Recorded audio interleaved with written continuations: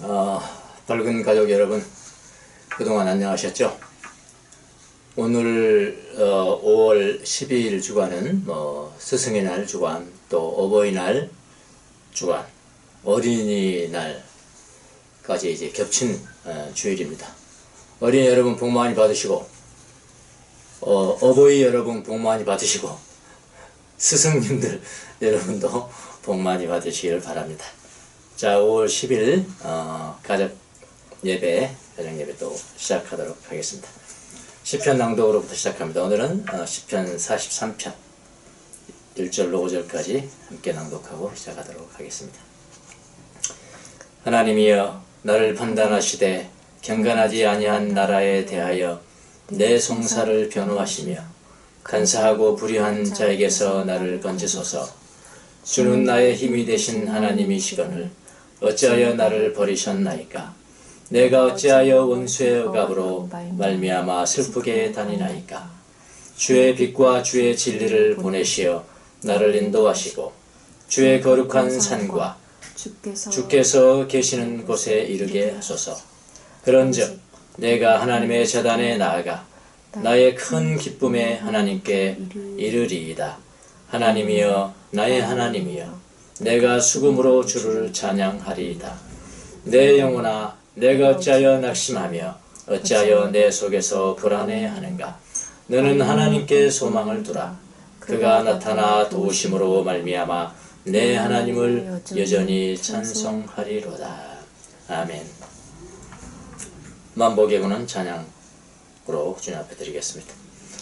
만복의 근원 하나님, 온 백성 찬송 드리고 저 천사여 찬송하세. 찬송 성부 성자 성령. 아멘. 사도신경으로 신앙을 고백하겠습니다. 나는 전능하신 아버지 하나님, 천지의 창조주를 믿습니다. 나는 그의 유일하신 아들 우리 주 예수 그리스도를 믿습니다. 그는 성령으로 잉태되어 동정녀 마리아에게서 나시고 본디오 빌라도에게 고난을 받아 십자가에 못 박혀 죽으시고 장사된 지 사흘 만에 죽은 자 가운데서 다시 살아나셨으며 하늘에 오르시어 전능하신 아버지 하나님 우편에 앉아 계시다가 거기로부터 살아있는 자와 죽은 자를 심판하러 오십니다. 나는 성령을 믿으며 거룩한 공교회와 성도의 교제와 죄를 용서받는 것과 몸의 부활과 영생을 믿습니다. 아멘. 오늘 우리 예배를 대표해서 기도하실 분은 유소희 자매님 기도하시겠습니다. 함께 기도하시겠습니다. 사랑과 은혜가 많으신 아버지, 우리를 먼저 사랑하시고 십자가를 통해 주님의 자녀되게 하신 그 크신 은혜와 사랑에 감사와 찬양과 영광을 올려드립니다. 온 세계와 교회의 많은 환난과 어려움 속에서도 모든 주권이 아버지께 있음을 고백하며 아버지만 바라보고 거룩한 믿음과 주님의 사랑 안에서 자신들을 잘 지키고 세워 나가게 하신 은혜에 감사드리며 이제 또 부활의 영이신 주님과 함께 더 좋은 부활을 사모하며 그 은혜 가운데 승리하며 살아가는 밝은 교회 가족들이 되기를 기도합니다. 말씀을 전하실 주목사님의 영육이 강건케 하시며 모든 사역위에 주님의 힘과 위로가 있게 하시고 큰 은혜를 부어주시기를 기도합니다. 서로 만나지 못하는 상황이지만 이 상황에서도 믿음이 자라고 은혜가 넘치는 성도들이 되기를 소망합니다. 날마다 말씀 안에서 승리하는 밝은 교회 식구들이 되기를 기도하며 이 모든 말씀 예수님의 이름으로 기도드립니다. 아멘. 우리의 기도를 들어주소서. 우리의 기도를 들어주소서. 우리의 기도를 들어주소서. 우리의 기도를 들어주소서. 기리에 Kyrie eleison, Kyrie, Kyrie eleison, Kyrie, Kyrie eleison, Kyrie, Kyrie eleison. 우리의 기도를 들어주소서. 우리의 기도를 들어주소서.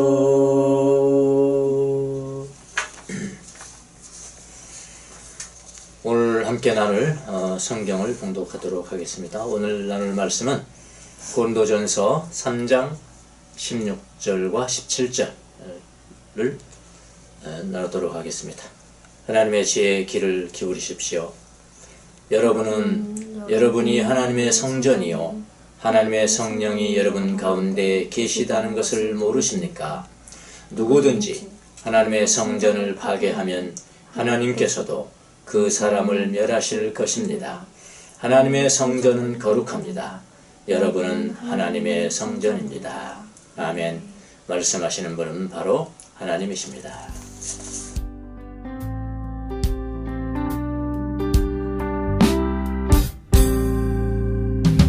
세상의 유혹 시험이 내게 몰려올 때에 나의 힘으론 그것들 모두 이길 수 없네. 거대한 폭풍 가운데 위축된 나의 영혼 어찌할 바를 몰라 헤매이고 있을 때 세상의 유혹 시험이 내게 몰려올 때에 나의 힘으론 그것들 모두 이길 수 없네. 거대한 폭풍 가운데 위축된 나의 영혼 어찌할 바를 몰라 헤매이고 있을 때 찬양 손을 들고 찬양 전쟁은 나에게 속한 것 아니니 주의 찬양 손을 들고 찬양 전쟁은 하나님께 속한 것이니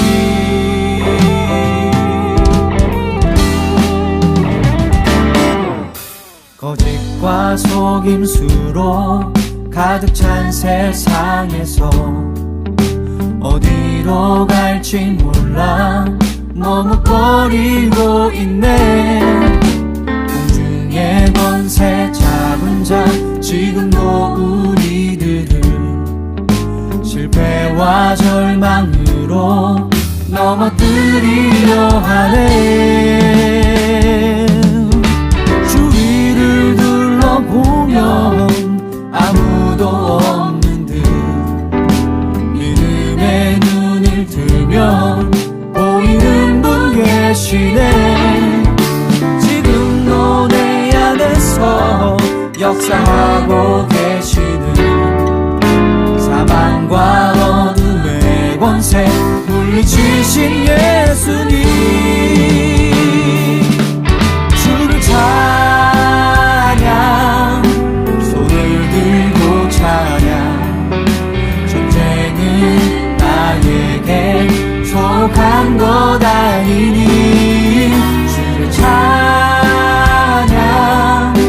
손을 들고 찬양 전쟁은 하나님께 속한 것이니 주의 찬양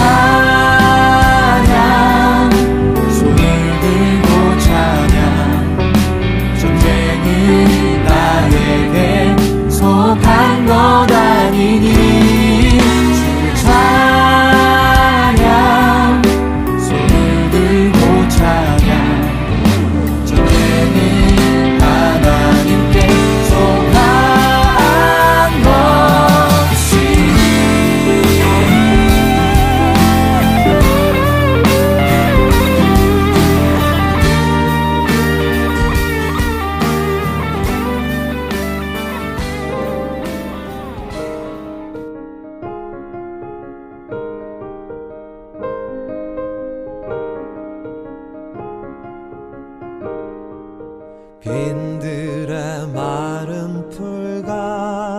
같이 시들은 나의 영혼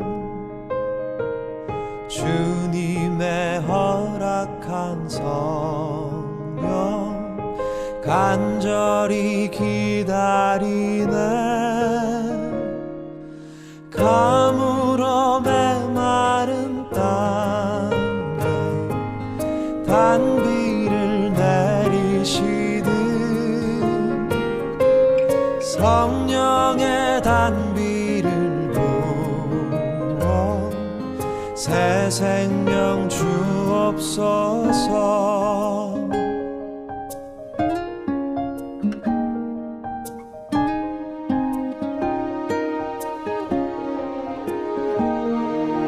반가운 빗소리 들려 산천이 춤을 추네 봄비로 내리는 성령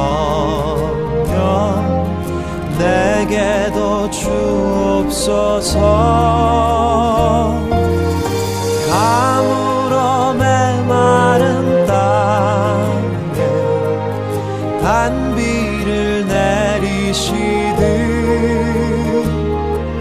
성령의 단비를 부어 새 생명 주옵소서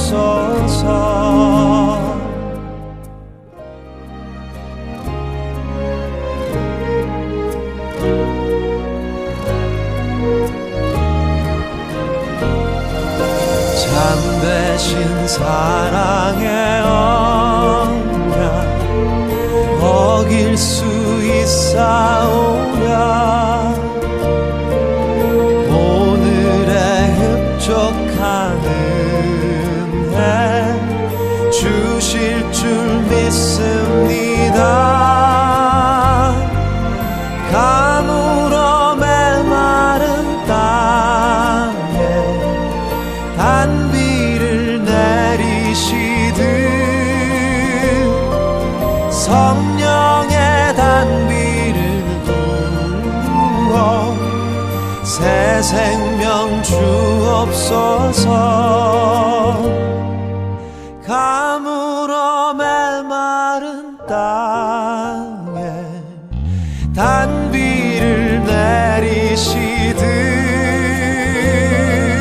성령의 단비를 부어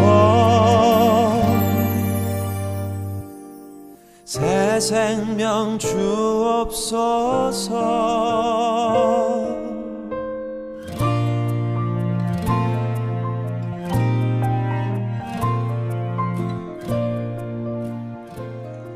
우리가 지난 시간에도 봤지만 바울은 교회를 뭐라고 했냐면은 하나님의 건물이다 그렇게 이야기했습니다. 하나님의 건물 기초가 뭐라고요? 예수 그리스도. 그래서 사도들은 뭐냐? 그 기초 위에 건물을 짓는 건축자다 이렇게 비유를 했습니다. 그리고 이제 오늘 본문이 나오는 것입니다. 자, 오늘 본문은 뭐냐면은 그 교회를 오늘 본문에서는 뭐라고 표현하냐면은 하나님의 성전이다 이렇게 표현하고 있습니다. 하나님의 성전이라고 말하고 있습니다. 그래서 오늘 본문을 좀 더 정확하게 이해하기 위해서는 교회 또는 하나님의 성전, 여기서는 이제 지성소입니다만 하나님의 성전의 개념을 먼저 잘 이해할 필요가 있습니다. 교회라는 것은 헬라어 단어로 뭐라고 그러냐면 에클레시아 그런데 에클레시아 에크 접두 플러스 클레시아 합성어가 에클레시아 교회. 에크는 뭐뭐로부터 클레시아 부름받았다 이런 뜻이죠. 뭐로부터 부름받았을까요? 세상으로부터. 이 세상으로부터 부름받았다는 것, 사람들의 모임, 또 부름받은 사람, 이걸 뭐라고 한다고요? 교회다 라고 합니다. 자, 예수 그리스도를 믿으면은 세상으로부터 부름받고 세상으로부터 부름받아서 어디에 속합니까? 하나님의 나라에 속한다. 하나님의 자녀에 속한 사람이 되죠. 그래서 에클레시아는 하나님으로부터 세상으로부터 부름받은 사람들, 한 사람 한 사람도 교회고 부름받은 사람들 모임이 교회고 그렇게 여러분 이해를 하시면 되겠습니다. 자, 그럼 하나님의 자녀를 한번 생각해 보세요. 하나님의 자녀. 한 사람이 믿으면은 그 한 사람은 하나님의 자녀가 되죠. 그 한 사람이 하나님의 자녀가 됩니다. 그러면 많은 사람이 믿으면은 그 많은 사람이 다 하나님의 자녀들이 됩니다. 근데 이 사람들이 세계 각처에 흩어져 있는 거예요. 우리나라만 있는 거 아니지 않습니까? 전 세계에 흩어져 있는 것. 심지어 종교의 자유가 없는 북한에도 있는 겁니다. 예수 믿는 사람들이. 그리고 그 각 나라에서 모이기도 하죠. 우리는 다 몰라요. 어느 나라에 어떻게 박혀있는지는 모르는 거죠. 사실은요. 그러나 있는 거예요. 전 세계에 흩어져 있는 거예요. 그래서 한 사람이 예수를 믿어서 하나님의 자녀가 되면 그 한 사람도 뭐라고 그러냐? 교회라고 합니다. 교회. 또 오늘 표현으로 말하면 그 한 사람도 성전. 더 정확한 표현은 뭡니까? 지성소. 네. 그 한 사람도 지성소예요. 지성소. 자, 그리고 세계에 흩어진, 아까 제가 말씀드린 세계에 다 흩어졌다고 그러는데 세계에 흩어진 모든 하나님의 자녀들도 뭐라고 부르는지 아십니까? 그것도 교회라고 부릅니다. 이게 보편적 교회. 보편적 교회. 이걸 영어로 뭐라면 캐톨릭 그러죠. 캐톨릭. 이거 보편적 교회예요. 그러니까 제가 이제 캐톨릭이라고 부르는 게 지금 우리가 어떤 교단, 특별한 교단, 구교의 교단을 말하는 것이 아니고요. 이게 보편적 교회. 각 모든 곳에 흩어진 전부 다가 교회다. 그 캐톨릭이다. 라는 거예요. 근데 지금 캐톨릭은 조금 그는 흉내는 냈지만은 그래서 하나의 교파에 불과하고 있죠. 조금 다른 겁니다. 예. 지금 캐톨릭 교파하고는 조금 개념이 다릅니다. 어쨌든 보편적 교회. 그렇게 이야기를 하는 겁니다. 자, 이것은 이 보편적 교회는 정말로 하나님만 아시는 추상적 개념이죠. 예. 그리고 그 각 지역에서 남한, 북한, 중국, 일본 하여튼 각 지역에서 모임을 만들지 않습니까? 모임을 만들면 그 지역에 있는 교회가 되는 거죠. 영어로는 congregation 여기서 나옵니다. 예. 모임, 서로 모였다. 그 지역에 모였다. 그 교회입니다. 그 교회를 뭐라고 그런다고요? 오늘 본문으로 말하면 하나님의 성전이라 그렇게 부르고 있습니다. 자, 성전에는 두 가지 뜻이 있습니다. 여러분 아시다시피 성전을 나타내는 헬라어도 단어가 두 개예요. 하나는 히에론도 성전입니다. 이 히에론에 해당하는 성전은 뭐냐면은 성전 뜰이 있고 성소가 있고, 그러니까 성소 및 성전 뜰을 포함해서 이건 성전이에요. 히에론입니다. 히에론. 그 성전이라고. 그 다음에 그 더 깊이에 지성소가 있어요. Holy of Holies. 지성소가 있는데 그건 헬라어로 뭐라면 나오스. 그것도 성전이라고 그러죠. 그러니까 나오스 플러스 히에론 전체는 성전이라고 부를 때도 있고, 또 가만히 봐야 됩니다. 그 성전이 성소와 성전 뜰을 의미하는 것, 뜰만을 의미하는 것인지 지성소는 따로 부르는 것인지, 여기에 쓰인 성전은 뭐라고 그러냐면 헬라어로 나오스입니다. 그러니까 정확하게는 뭐라고요? 지성소. 이렇게 부르시면 됩니다. 예. 아시겠죠? 성전 그 개념을 아시겠죠? 나오스 지성소입니다. 그러니까 나오스가 아닌 곳은 히에론. 이렇게 말하는 거예요. 자, 오늘 본문에 쓰인 단어가 나오스입니다. 지성소입니다. 지성소. 또 다른 말로 해볼게요. 예수님을 믿는 한 사람 지성소입니다. 제가 지성소예요. 여러분, 한 사람 지성소. 그러니까 여러분 가운데 한 사람이 걸어가면은 지금 시내를 걸어간다? 교회가 걸어가는 것이고요. 또 다른 말로 뭐래요? 지성소가 걸어가는 것입니다. 건물이 걸어가는 거 아니에요? 예. 건물을 가지고 교회라고 하는 데는 없어요. 오히려 건물은 성소에 더 가깝죠. 사실은요. 예. 교회가 걸어가는 것이고 지성소가 걸어가는 것입니다. 한 지성소가 걸어가는 거예요. 대단히 중요한 개념입니다. 그래서 한 지성소가 걸어다니는 것만으로 정말 의미가 있을 수가 있어요. 지성소가 걸어가는 지성소가 걸어다녀. 시내에 걸어다녀. 지성소가. 제가 오래전에 터키 선교사 대회를 갔지 않습니까? 터키는 선교사 대회를 1년에 한 번씩 터키에 있는 모든 선교사들이 모입니다. 거기서 이제 강사로 제가 갔었는데, 마지막 날 집회를 하는데 하나님의 성령이 탁 임했습니다. 이제 이 집회 끝나면 우리는 헤어져야 됩니다. 서로 이제 아쉬워하면서 헤어지는. 근데 터키인 선교사들은 거기는 여러분 필리핀에 선교하는 거하고 다릅니다. 필리핀 같은 데 그냥 3년이면 교회 짓습니다. 1년이면 교회 지어요. 거기는 개신교를 전파할 수 없는 지역입니다. 이스라엘이 꽉 찬 곳 아닙니까? 그래서 선교사들은 뭘 합니까? 아무것도 못해요. 1년 넘어가고 9년 됐다는데 9년 됐다는데 5명 놓고 예배를 드리고 있더라고요. 굉장한 거랍니다. 그것도. 예. 그런데 선교사들이 가는데 이 사람들한테 내가 무슨 위로를 해줄까? 라고 생각을 했습니다. 한마디 생각나는 게 있었습니다. 여러분이 터키 지역의 선교사로 왔을 때 너무 많은 일을 하려고 하지 마십시오. 여러분 일하려고 길거리에서 예수님 외치면 됩니까? 전도가 됩니까? 안 되는 거예요. 아무리 잘해도 안 돼요. 안 돼요. 몇 년 걸려야 한 사람 얻는 다니까요. 너무 그렇게 그거 한 사람 얻었, 몇 년 걸려서 한 사람 얻었다고 여러분 위축되거나 열등감 갖지 마시고요. 여러분은 하나님의 지성소로서 지금 이 이슬람이 점령하고 있는 이 땅을 걸어다니고 있는 것입니다. 그것만으로도 만족해야 됩니다. 여러분 성전이 지금 걸어다니고 있는 것이고요. 여러분 지성전이 걸어다니고 있는 것입니다. 지성전이 지금 이 시내를, 이 터키라는 시내를 걸어다니고 있는 영향력을 미치고 있는 그 자체로 영향력이 있습니다. 여러분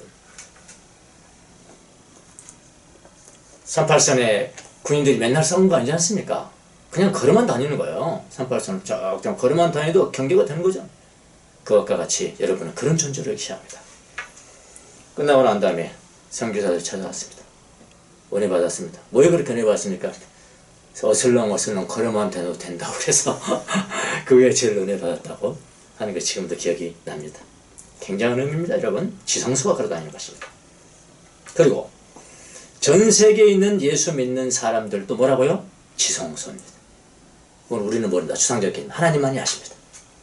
그리고 그 다음 세 번째, 지역의 단위로 보인다고 그랬죠. 한 사람도 교회고 한 사람도 지성소고 전 세계에 흩어진 사람도 보편적 교회고 다 보편적 지성소고 그 다음에 세 번째, 지역에서 모이는 컨그리게이션 모임, 그거는 회중, 그 회중 거기도 지성소입니다. 밝은 교회 하면은 밝은 교회 강당의 교회가 아니고요. 그 강당에 모여있는 사람들, 그 컨그리게이션이 교회예요. 교회고 지성소라 이 말입니다. 교회 또는 지성소라고 말하면은 이 세 가지 중에 이 세 가지를 항상 염두에 둬야 됩니다. 한 사람, 그 다음에 보편적 교회, 그 다음에 뭐라고요? 지역교회. 항상 염두에 돼요. 근데 우리는 교회라고 하면은 뭐만 염두에 둡니까? 세 번째예요. 세 번째도 정확한 개념이 아닙니다. 세 번째가 뭐라고 그랬죠? 모인 사람들이라고 그랬어요. 건물 아닙니다.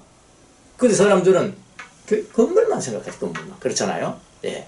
이런 지식을 여러분 사전에, 우리 성도들은 다 알겠지만, 우리 발견 성도들은 다 알겠지만, 사전에 염두에 두시고 주셔야 오늘 말씀이 해결이 되는 거예요.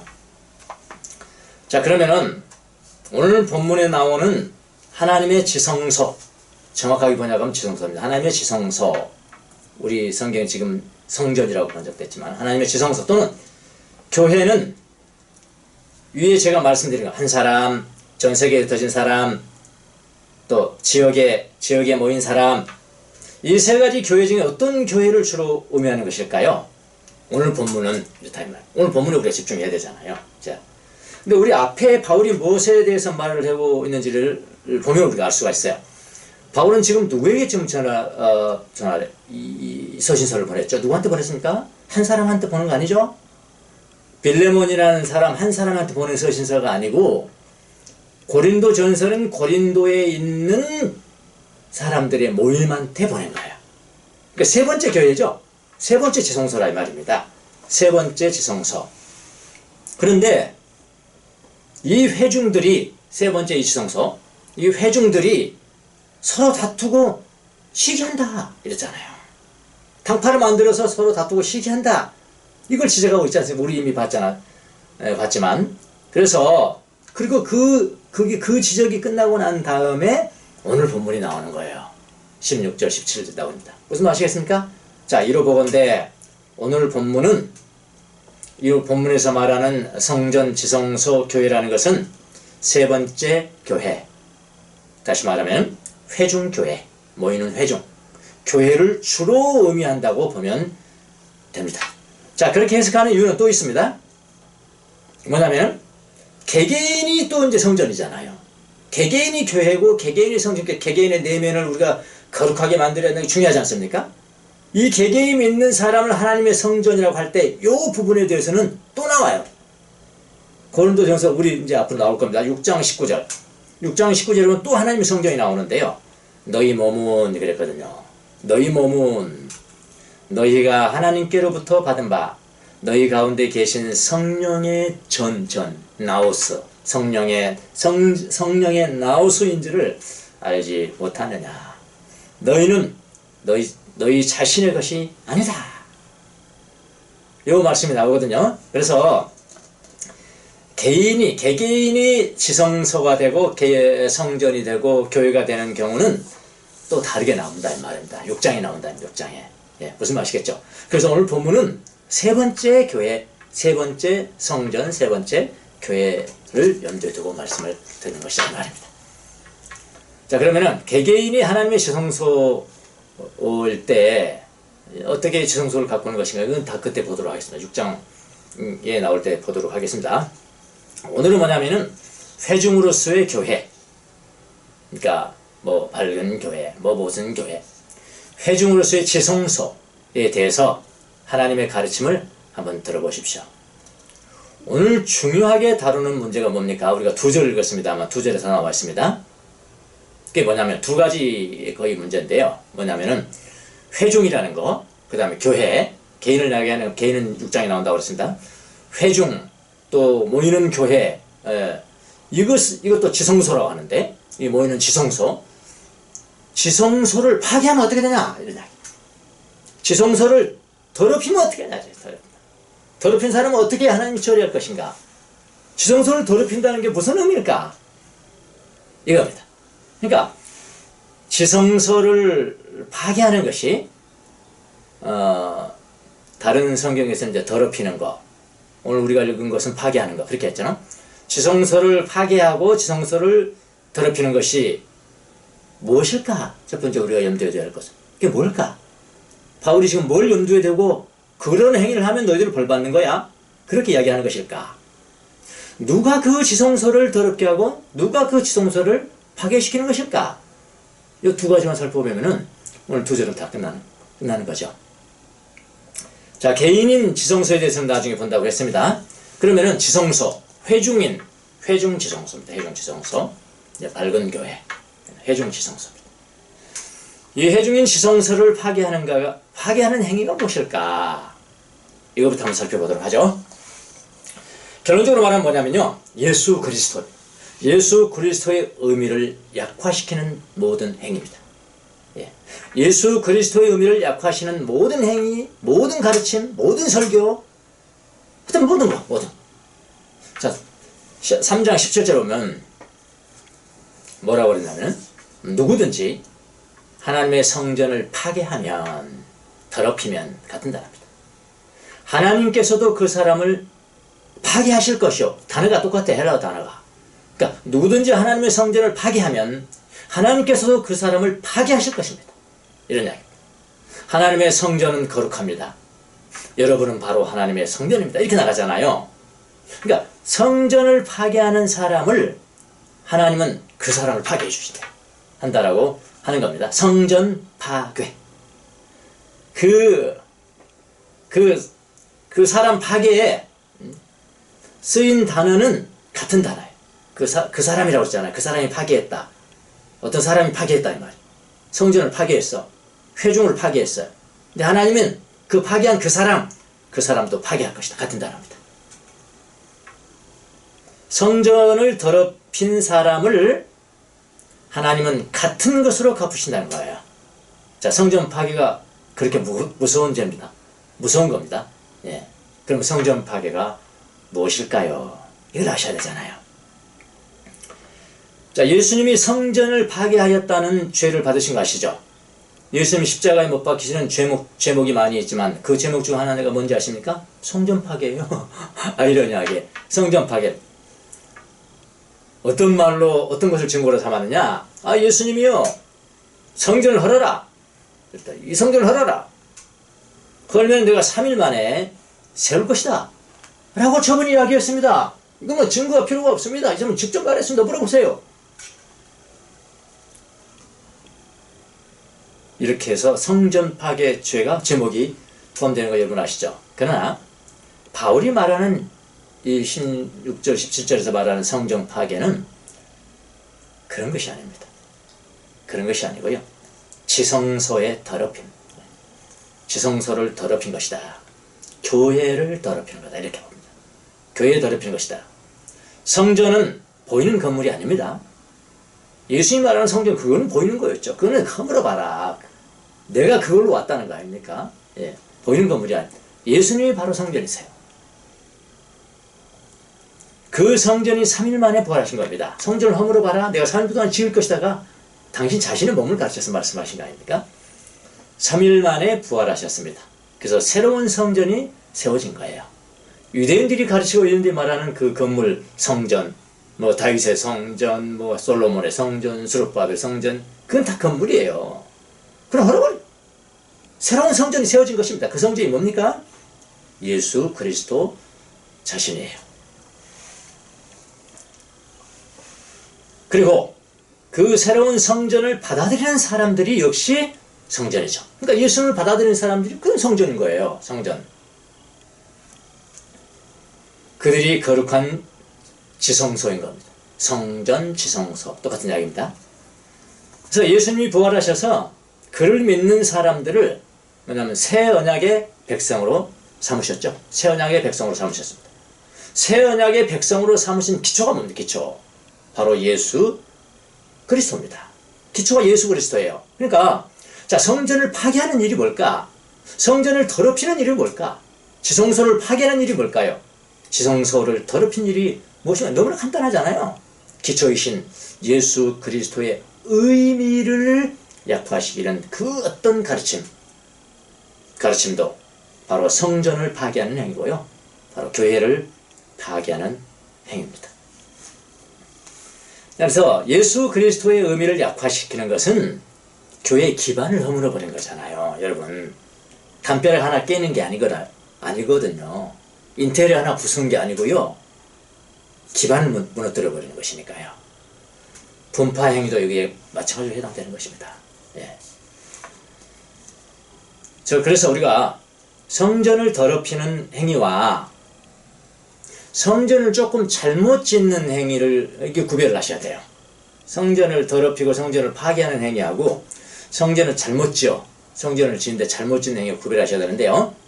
오늘 본문에 나오는 성전 파괴 행위는 예수 그리스도의 의미를 약화시키거나 부인하는 행위, 결국은 예를 들어서 예수 그리스도를 믿음으로 구원을 얻는다는 의미를 조금이라도 변개시키는 행위. 아니야, 믿음으로만 아니야, 거기에 행위가 있어야 돼, 선한 행위가 있어야 돼, 이렇게 결국은 그렇게 가르친다 이 말입니다. 그러니까 하나님의 은혜를 손상시켜 결국은 그의 가르침이 아주 멋지게 보이고 많은 사람들을 동원할 수 있고 많은 사람들을 모아놨지만은 그의 가르침의 결과가 뭐냐? 하나님의 은혜, 믿음으로 구원받는 이런 것들을 조금씩 변개시킨다면 나중에 무슨 말 아시겠습니까? 아주 중요합니다. 이거 변개시키는 율법주의라든지 믿음 이외에 또 다른 조건을 가르친다든지 이런 모든 가르침은 모두 성전 파괴 행위입니다. 조금 구별해야 될 게 있어. 구별해야 될 게. 그런데 성전 파괴까지는 가지 않았으나 거기까지는 가지 않아요. 건물을 지으면서요, 건물 짓는 재료가 너무나 미천해요. 미천한 재료를 써가지고 건물을 짓는 건축가들이 있잖아요. 기초는 단단한데, 기초는 되어 있는데 재료가 미천해. 이런 얘기를 하는 사람들이 있거든요. 구원의 기초로 예수님의 은혜를 부인하는 것은 아닌데, 예수님을 부인하는 건 아니에요. 삼일체를 부인하는 것도 아니고요, 예수님의 은혜를 부인하는 것도 아니고 믿음으로 얻는다는 것도 부인하는 것은 아닌데 조금 가르침이 얄팍하단 말이야. 가르침이 얄팍하고 이상한 가르침을 좀 가르치면서 성도들한테 말해 생명의 떡을 줘야 되는데 뭐 똥을 준다든지, 예? 똥을 먹이는 교회도 있다는데 똥을 먹인다든지 이런 사람이 있거든요. 그 예수님 부인하는 건 아니에요. 그래서 모저씨 교회 이름이 있잖아요. 교회 그 정통교단이 뭐 이단이 아니고요. 이런 지도자는 바로 불 가운데 구원을 얻는다. 우리 이미 봤죠. 그거하고 조금 다릅니다. 성경 파괴하고 불 가운데 얻는 구원을 미천한 가르침, 제도가 미천해지는데 이건 다릅니다. 그래서 우리 모두는 여러분도 마찬가지입니다. 우리 모두는 집을 짓는 사람들이에요. 성전을 짓는 사람들입니다. 세 가지 종류의 집을 짓습니다. 세 가지 종류. 첫 번째는 뭐냐면은 반석 위에 세운 집이 있어요. 다 집을 짓는 사람들인데 반석 위에 세운 집이 있습니다. 그 집이 어떤 집이냐면 기초가 잘 돼 있어요. 지도가 반석입니다. 반석이 누구십니까? 예수 그리스도세요. 또 우리 벽이라든지 뭐 다른 건축물 있잖아요. 다른 것도 세우는데 건축자들 너무나 그야말로 뭡니까 명장인가 명장. 건축가들이 명장이라 기초도 완전 탄탄한데 이 벽을 세우고 인테리어를 하는데 주로 이제 금이나 은이나 보석으로 짓습니다. 만약 금, 은, 보석 이렇게 말하는 사람이 있습니다. 금은 믿음이고요. 금과 같은 믿음. 은은 소망이고요. 보석은 사랑이다. 이렇게 말하는 사람이 있다. 뭐 틀린 것도 아니겠죠. 예. 믿음, 소망, 사랑이라는 이런 것들을 재료로 삼아 집을 지은 사람들이 있습니다. 저는 이런 집은 어떤 집이냐? 반석 위에 지은 집이다 라고 말합니다. 자, 이런 교회를 짓는 사람들은요 솜씨가 탁월하죠. 탁월한 솜씨의 건축가들이다 이렇게 보시면 되겠습니다. 여러분 다 그런 분들이 되길 바랍니다. 예, 탁월한 건축가들. 두 번째 집은 이릅니다. 두 번째 집은 반석만 남은 집이 있습니다. 아까 첫 번째 집이 뭐라고요? 반석 위에 있는 집이 있고요. 두 번째 집은 반석만 남아있다니까 반석만 남아있는 집. 반석만 남아있는 집이 있습니다. 구원의 반석만 남아있습니다. 집이라고 지었는데 건불과 풀과 뭐 이런 것들로 지은 거 다 없어져 버리는 거 딱 보니까 반석만 남아있는 집이 됐다. 그래도 불 가운데서는 구원을 얻었다. 이런 집이 있고요. 그게 이제 3장 15절의 말씀에 그게 나와 있는 거죠. 보잘것없는 솜씨 그렇게 말합니다. 보잘것없는 솜씨의 집이라. 세 번째 집은 뭐냐면 파괴되는 집입니다. 오늘 본문의 영어로 그대로 썼습니다. 파괴되는 집. 성전 모두를요 파괴하는 정도로 집을 지었습니다. 아주 중죄입니다. 기초까지 파괴가 됩니다. 이거는 뭐 탁월한 솜씨가 아니고 파괴적 솜씨죠. 이 세상에서 떠들썩하게 집을 짓고 보니까 그냥 겉으로 보기에는 너무 떠들썩한 거예요. 성전이랍시고 집을 짓고 보이는 거 굉장하죠. 그러나 그거 다 파괴될 집들입니다. 이게 바로 3장 17절의 집입니다. 자, 이런 사람은 하나님이 어떻게 한다고 그랬나요? 하나님께서 그런 사람을 파괴한대요. 여기 파괴한다는 것은 구원에서 배제된다는 겁니다. 그래 이단들은요 뭐 예수님 말하고 성령님 말하고 하나님 말하지만요 지가 결국은 성령이고 자기가 뭐잖아요. 그거 다 구원에 배제되는 거예요. 지옥행입니다. 지옥행. 자, 이거 데리케이트합니다. 이거 갤ten. 성경에 보면요 이해할 수 없는 하나님이 진멸한 한 사람이 나오는데 한번 잘 보세요. 우리가 성전 파괴 얼마나 참 무서운 것인가. 하나님의 은혜를 은혜로 생각하지 아니하고 하나님 조금 변개한 것이 얼마나 하나님의 그 엄중한 심판을 받는 것인가를 보여주는 이야기가 나와 있는데요. 이건 이야기가 아니라 이건 실제 일어난 역사입니다. 역사적인 이야기가 하나 있는데 사무엘하 6장을 보면 여러분 다 아실 겁니다. 6장을 보면은 참 이해할 수 없는 장면이 하나 나옵니다. 지금도 이해할 수 없는 분들이 굉장히 많습니다. 누구냐면은 우사의 우사라는 사람 여러분 아시죠? 때는 언제냐면 다윗 왕 때입니다. 다윗 왕 때 아비나답이라는 사람의 집에 하나님의 법궤 하나님의 궤가 거기에 있었습니다. 근데 다윗이 이제 뭐냐면은 저 법궤를 다윗성으로 옮겨야 된다 라고 다윗은 생각한 겁니다. 그래서 이 옮기를 요량으로 이제 옮기자 이렇게 했거든요. 했는데 어떻게 이제 이 옮기는 사람들의 주도적인 역할을 누가 하는 것입니까? 아비나답의 그 사람들이 하는 겁니다. 아비나답의 아들들이 둘이가 있었는데 그 사람들이 어떻게 준비를 하냐면은 법궤를 새로운 수레에 싣고, 왜냐하면 법궤 실으니까 얼마나 지극히 정성으로 했겠어요. 야, 수레도 새로 만들어야 된다. 새로 만드는 거야. 수레도 새로 만들고 거기다 법궤를 싣고, 아비나답의 집은 산 높이에 있었던가 봐요. 예. 산에 있는 아비나답의 집에서 이렇게 딱 내려오는데 그 앞에 누가 섰냐면은 그의 아들들이 섰습니다.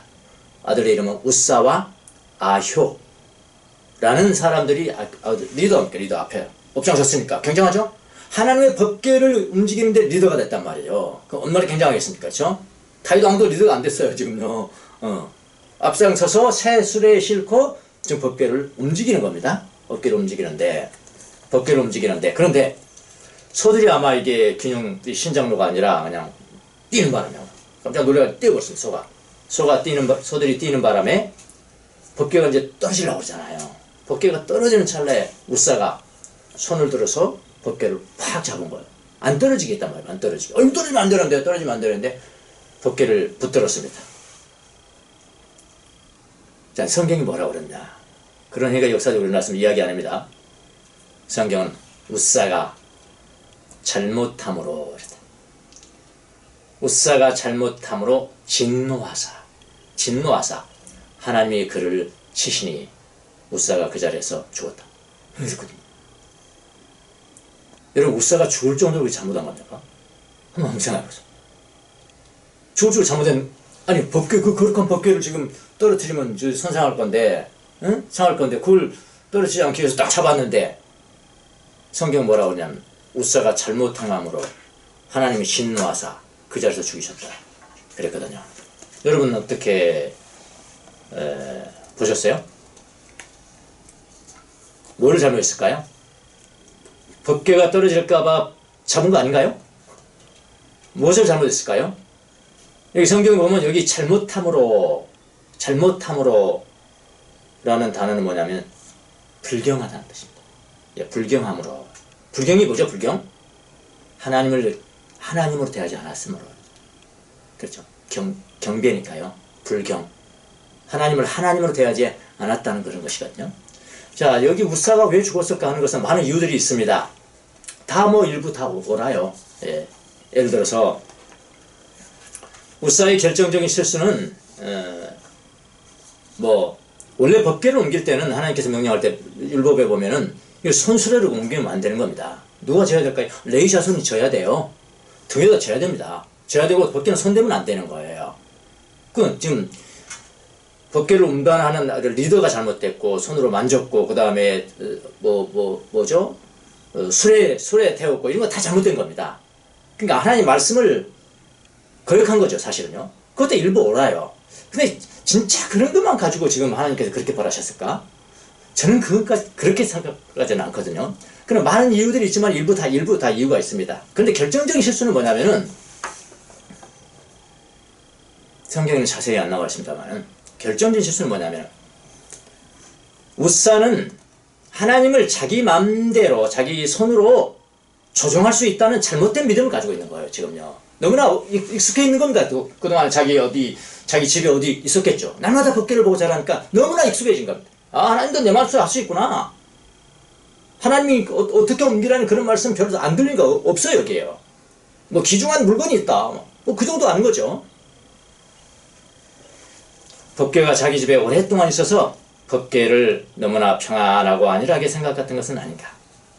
자기 위치도 아닌데 법궤를 몰고, 법궤는 원래 매는 거예요. 매는 겁니다. 앞장선 것입니다. 자기가 지도자 되면 안 되는 거예요. 또 하나님을 너무 쉽게 생각한 불경입니다. 불경. 오늘날도 이런 불경은 얼마든지 있을 수가 있습니다. 사람들이 하나님을 너무 쉽게 봅니다. 너무 쉽게 봐요.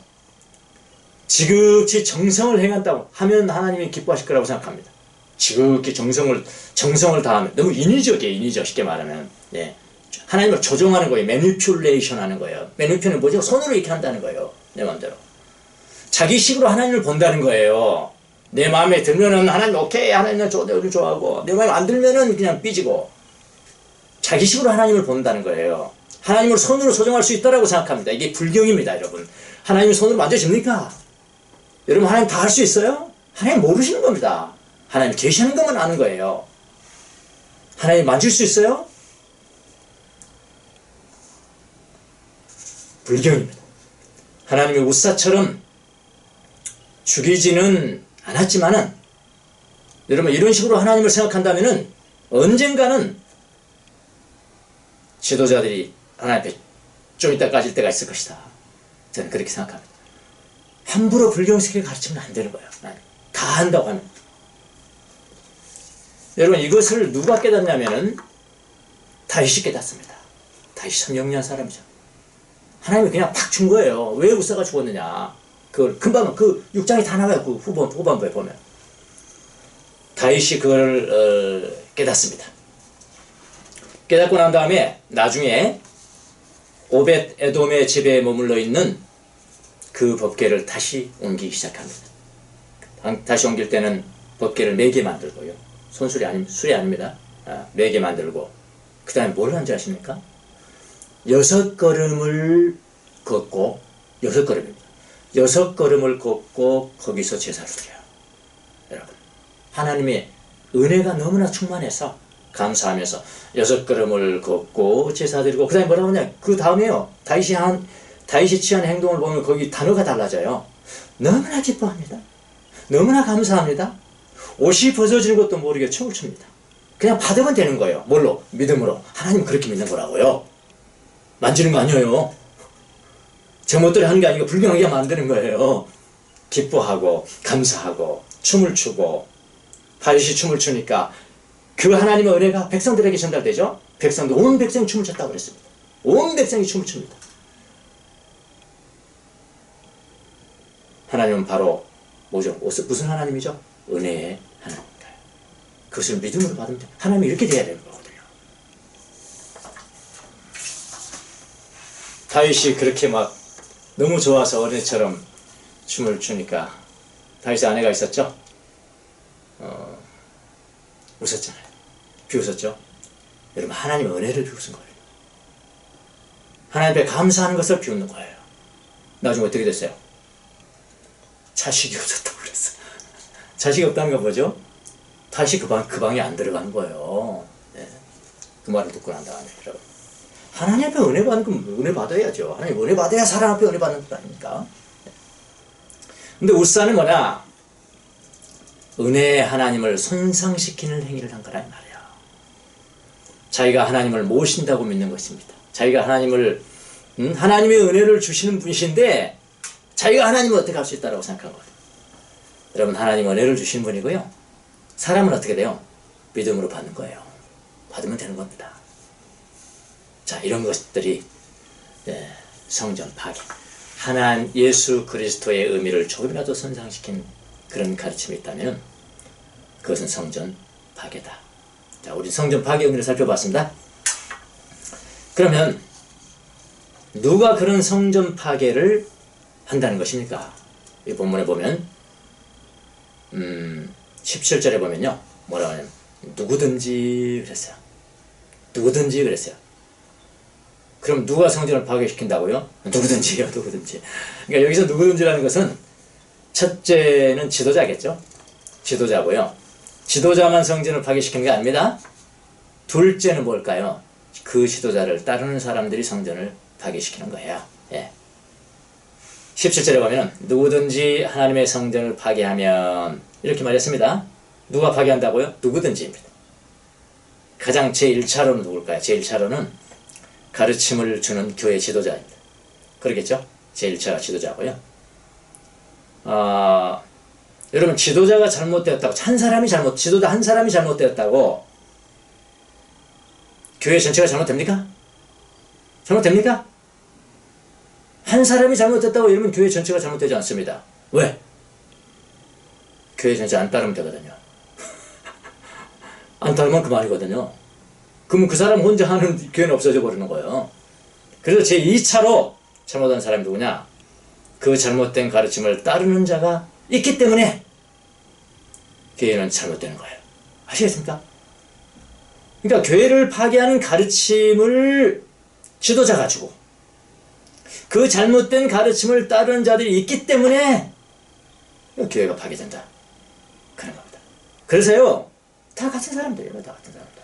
아시겠습니까? 누구든지입니다. 누구든지 성전을 파괴할 수가 있습니다, 여러분. 성전 파괴하려면 어떻게 해야 돼요, 여러분요?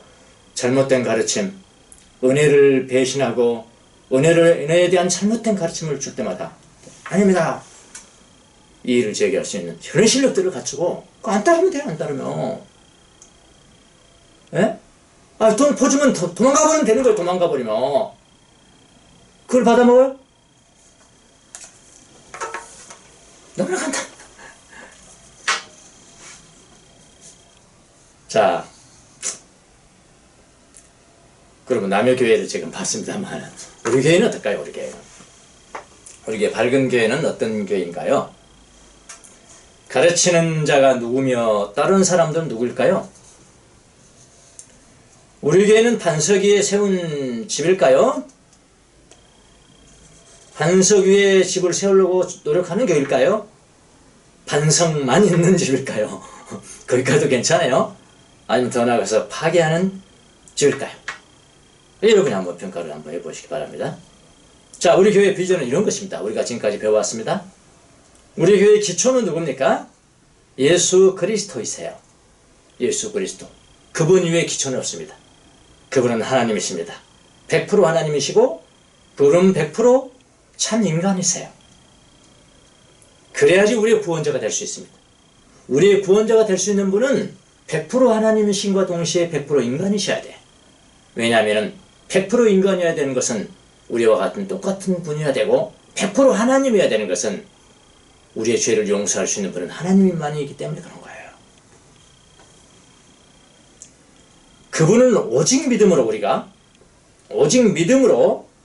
우리가 죄 용서를 받고 하나님의 자녀가 됩니다. 그분을 믿음으로 하나님과 우리는 연결되는 거예요. 그분은 유일하신 중개자세요. 우리와 하나님과는 유일한 중개사.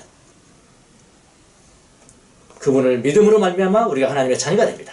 우리의 행위가 아닙니다. 우리가 잘나서가 아닙니다. 오직 믿음으로, 오직 은혜로요. 거저예요.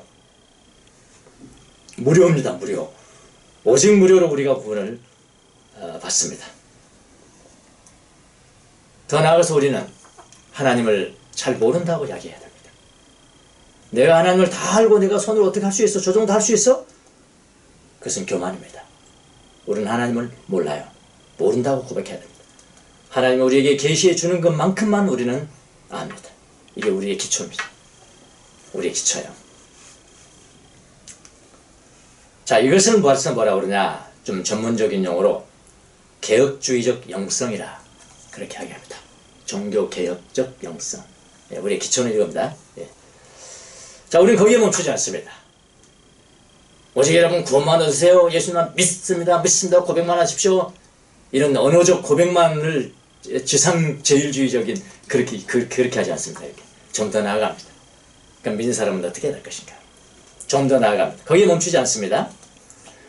우리는 이렇게 믿습니다. 우리의 개개인 내면, 예수님을 믿는 개개인의 내면이 정결한 마음이 돼야 된다. 그래야 하나님을 볼 수 있다. 깨끗한 마음이 돼야 된다. 이를 위해서 우리가 노력해야 되고, 우리의 노력 플러스 하나님의 은혜로만이, 노력 플러스 하나님의 은혜로만이 우리의 마음이 정결해질 수가 있다. 이거 우리 가르칩니다. 그래서 우리가 외면적으로 죄를 짓는 거, 사람의 물건을 훔치고 사람을 죽이고 하는 외면적으로 그냥 다 그런 사회 범죄잖아요. 크리미널이다. 크리미널. 예. 그것만이 아니고요. 우리가 가르쳐, 우리 교회가 가르치는 것, 그것만이 아니고 우리는 생각으로라도 악한 생각을 하는 것을 거부합니다. 그렇게 훈련해야 됩니다. 도덕적 실력이라고 이야기합니다. 아까 그거는 개혁주의적 영성 기초는. 근데 우리 삶은 뭐냐? 우리 개인의 삶은 뭐냐? 도덕적 실력, 도덕적인 사람이 되려고 기도하고 훈련합니다. 이것을 도덕적 실력이라고 합니다. 그래서 개인 영성으로는, 개개인이 갖는 영성으로는 뭐냐면은 사막의 영성을 추구합니다. 그래서 악한 생각까지 극복하려고. 악한 생각이 우리를 불행하게 만든다. 악한 생각을 정복하고 우리가 정결한 마음을 가져야 된다. 탐식하는 악한 생각, 음란한 악한 생각, 탐욕하는 악한 생각, 분노하는 악한 생각, 낙심하는 악한 생각, 게으른 악한 생각, 허영심가는 악한 생각, 교만하는 악한 생각까지 우리는 어떻게 극복할 수 있겠습니까? 이걸 사막의 영성, 우리 개개인을 훈련시킵니다. 그렇게 우리는 거기에 멈추지 않습니다. 개인에 멈추지 않습니다. 더 나아갑니다. 우리는 개인 영성을 강조할 뿐만 아니라 사회적 영성을 강조합니다. 그렇게 훈련하고 가르칩니다. 우리는 내 개인 가장 깊은 내면에, 개인의 가장 깊은 내면에 하나님이 임재하신다고 믿습니다. 이걸 인트라퍼스널 그래요. 인트라퍼스널. 내 개인의 내면에 이뿐만 아니라 다른 사람에게도 그렇게 임하고, 그러니까 내가 다른 사람한테 할 때 그렇게 돼야 되는 거예요. 인터퍼스널, 인간과의 관계에서 그에게도 하나님이 계신다라고 믿고요. 다른 사람에도 그렇다고 믿고요. 그리고 거기에 멈추지 않습니다. 사회 구조 속에 하나님 계시는 거예요. 하나님, 사회 구조 속에도 하나님 계시고, 이게 사회성이지 않습니까? 사회성. 사회 구조 속에 하나님 계시다고 믿습니다. 그래서 구조의 개혁을 위해서 힘쓰고, 조직의 개혁을 위해서 힘쓰고 노력하고 참여합니다. 다 이것만 합니다. 더 나아갑니다. 자연 가운데. 자연은 하나님께서 창조하신, 하나님을 보여주신 거울이죠. 그래서 자연 가운데 계신 주님이 그곳에 계시다고 저희들은 믿습니다. 이렇게까지 더 나가도록 가르칩니다. 이것을 조금 전문적인 용어로 말한다면 관상의 영성이라. 관상의 영성은 뭐냐면은 모든 곳에 계신 주님을 보는 능력, 실력. 이렇게. 내 안에, 사람 안에, 내 조직 가운데, 일상산 가운데, 그 다음에 자연 가운데도 계신 주님을 볼 수 있는 능력, 그 훈련이 되어 있느냐 이야기하는 겁니다. 토마스 모턴이 이런 글을 썼습니다. 저는 이 글을 참 좋아합니다. 영혼의 어두운 밤에 또 이걸 인용을 했는데요. contemplation, 모든 곳이 성전이 아니냐. 그렇죠? 조금만요. 제가 읊어보겠습니다. 우리는 하나님의 사랑은 모든 환경 가운데서 우리를 찾는다는 것을 깨달아야 합니다. 태양 안에서 우리를 따뜻하게 하신 분도 하나님의 사랑이고, 차가운 비를 보내신 분도 하나님의 사랑입니다.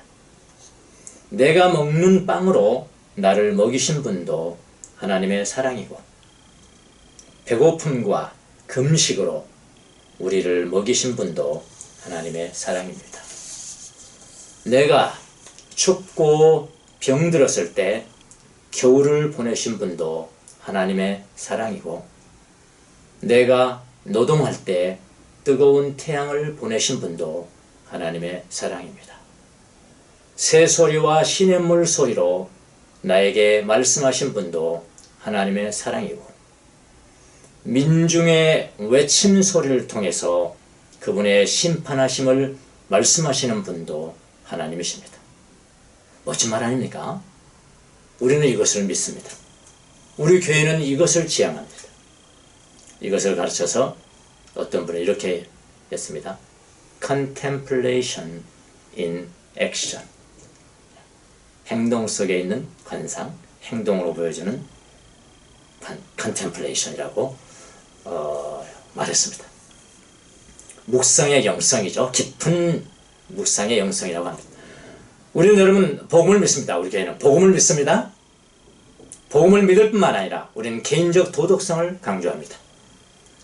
외적인 행위뿐만 아니라 우리의 생각까지 우리는 정결하기 위해서 노력합니다. 우리는 깊은 명상의 영성, 모든 곳에 계신 하나님을 봅니다. 모든 곳에 하나님을 볼 수 있는 실력을 갖추려고 우리는 실천하고 노력합니다. 우리 교회가 가진 비전이 이겁니다. 자, 우리는 우리 교회가 이런 비전을 가지고 걸어가는데 어떻게 할까요? 우리 교회는 계속 가야 할까요? 아니면은 이 정도에서 접고 개개인이 다시 흩어져서 다른 교회에 흩어져서 이 비전을 좀 실천하는 개개인들이 될까요? 이 문제를 놓고 우리는 오늘 저녁에 중요한 모임을 갖습니다. 여러분의 기도를 요청하는 것입니다.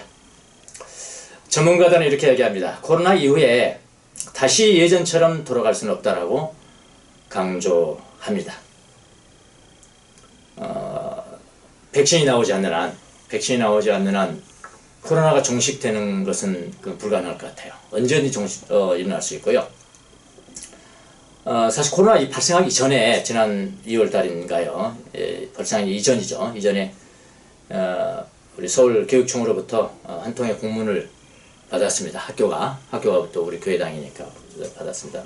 그게 뭐냐면은 사립학교가 종교단체에 학교를 빌려주지 말라는 그런 공문입니다. 코로나 이후는 아니고요. 그 전에 일어난 일이었는데 마치 그때 마치 또 코로나가 발생한 겁니다. 그래서 2달, 3달 우리가 예배를 못 드리고 있는데 우리가 한양 초등학교에서 계속 예배 드리는 것은 아무래도 이건 무리가 아닌 싶습니다. 또 이거는 무모한 또 도전 같고요. 왜냐하면은 우리가 거기서 예배를 드리다가 한 사건이라도 코로나가 발생하면은 학생들이 전부 다 문을 닫아야 되는데 우리 때문에 그 학생들에게 피해 주는 것은 도저히 이건 우리 그리스도인으로서 상상이 안 가는 그런 일이라서 학교에서 예배를 드리는 일은 하여튼 빠른 시일 내에 접고 다시 우리의 갈 길을 다시 한번 모색해야 되는 것이 아닌가. 그런 것을 의논하기 위해서 오늘 저녁에 리더들이 모입니다. 우리는 여기까지 우리를 인도하신 하나님께 감사합니다. 이제 우리는 하나님의 지혜를 구해야 됩니다. 교회에 돈 모아둔 것도 없고 갚부도 있는 것도 아니고 갚부 돈 번다고 우리가 내가 받을 것도 아니고 우리 사람이 받을 것도 아닌데요. 그러나 하나님께서 원하시면 우리가 계속 가는 것이고 하나님께서 개교회로 흩어져서 이 비전을 전하라 하면은 또 그렇게 하실 것입니다. 하나님의 지혜를 구해야 됩니다. 사람의 지혜가 아니고 하나님의 지혜를 구할 수 있도록 해야 되는데 여러분이 꼭 기도를 해 주시기를 바랍니다. 나가겠습니다. 여러분, 우리 각자는 하나님의 성령이 계시는 성전입니다. 지성소입니다. 교회입니다. 그 사람들이 모인 곳도 지성소고요. 그 사람이 모인 곳도 교회입니다. 절대로 이 교회는 파괴돼서는 안 됩니다. 파괴하는 자를 하나님께서는 파괴하신다고 엄히 경고를 주셨습니다. 어디에 있든지 우리는 교회입니다. 어디에 있든지 우리는 영원한 하나님의 소유입니다. 여러분이 지성소입니다. 기도하겠습니다.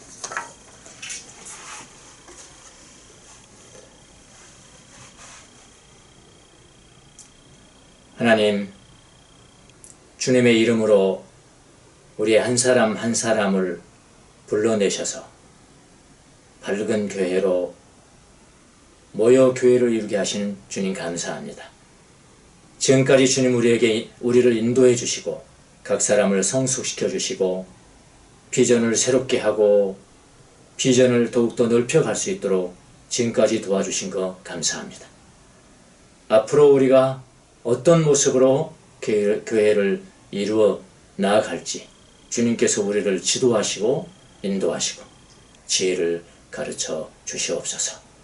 어디에 있든지 간에 우리는 하나님의 성령이 거하시는 교회의 지성소라는 것을 잊지 않고 살아가는 귀한 성도들이 다 될 수 있도록 축복하여 주시옵소서. 감사하고 예수님의 이름으로 기도합니다. 아멘.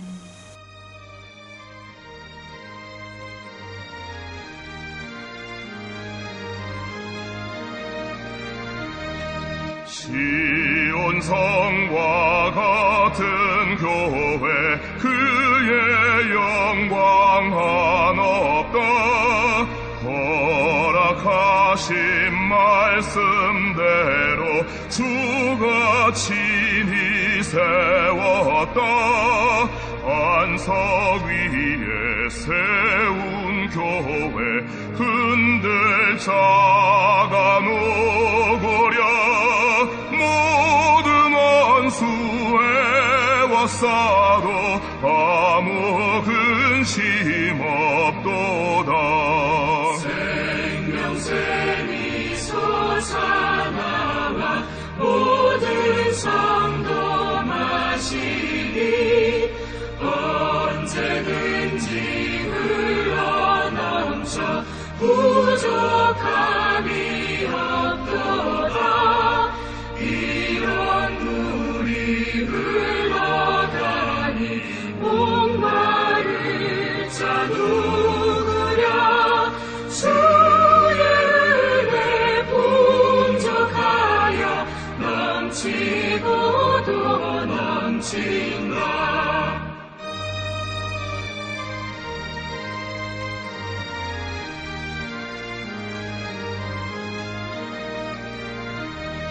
주의 은혜 내가 받아 시온 백성 되는 때 세상 사람 비방해도 주를 찬송하리라.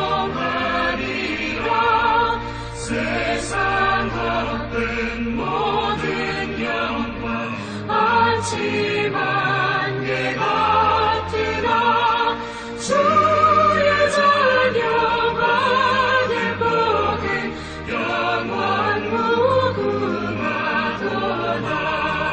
아멘.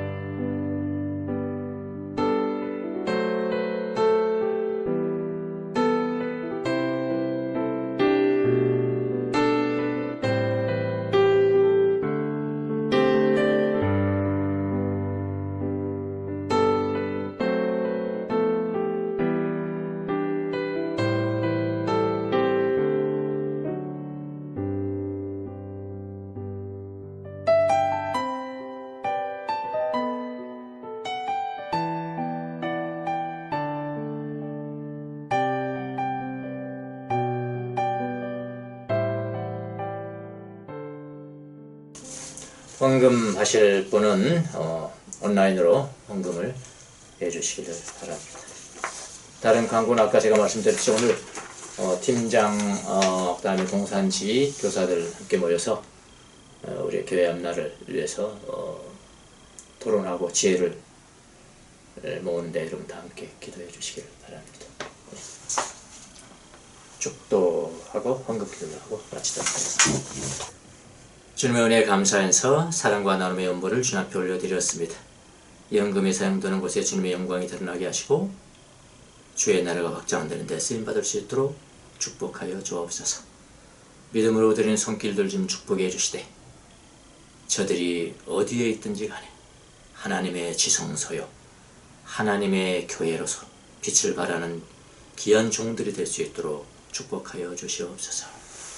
지금은 우리 주 예수 그리스도의 은혜와 하나님 우리 아버지의 무한하신 사랑과 성령님의 이루하심과 교통하심과 감동 감화하심이 사랑하는 주의 종들 머리에 지금부터 영원토록 함께 계실지어다. 아멘.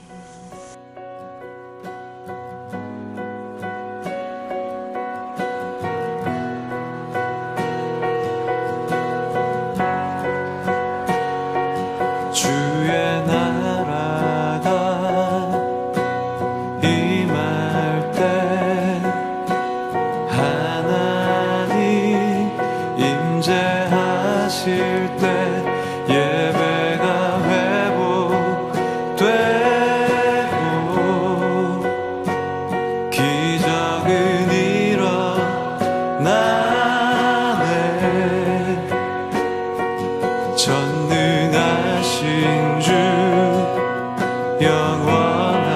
당신